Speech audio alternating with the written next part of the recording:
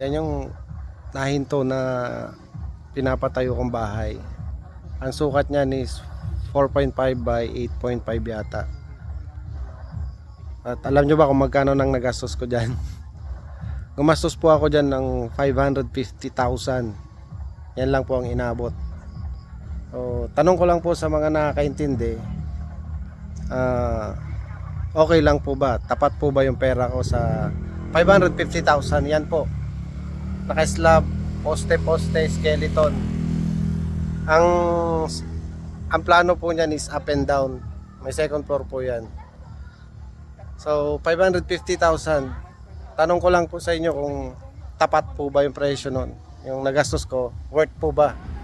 Taong 2022 nung simula ng construction ng aming pangarap na bahay, nagbigay kami ng 500,000 sa aming kontraktor para naman marami-rami ang magagawa. Taong 2023 tumigil ang construction. Ang buong akala namin busy lang si kontraktor dahil yung sa amin isinisingit lang niya kapag may bakante siyang araw. Lumipas ang kulang isang taon, nagtanong na kami. Ang sagot niya yan lang inabot ng budget. Kaya nagbigay ulit ako ng another 50,000 para lang malagyan ng slab. So 550,000 na ang naibigay namin.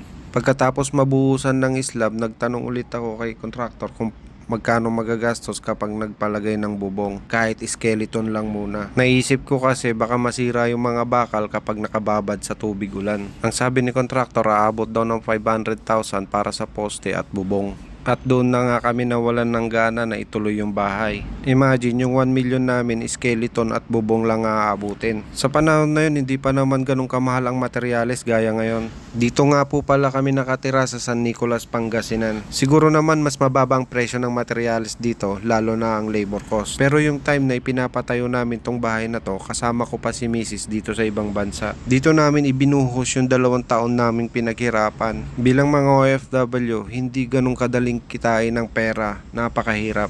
Lalo na't malayo ka sa iyong pamilya. Kaya napakasakit at malaking palaisipan sa amin kung bakit ganito lang inabot ng aming pera. Ito yung pinapatayo namin bahay.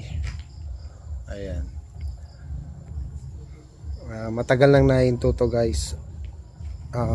Ang sukat nito is 4.5 by 8. 8.5 yata. 4.5 by 8.5.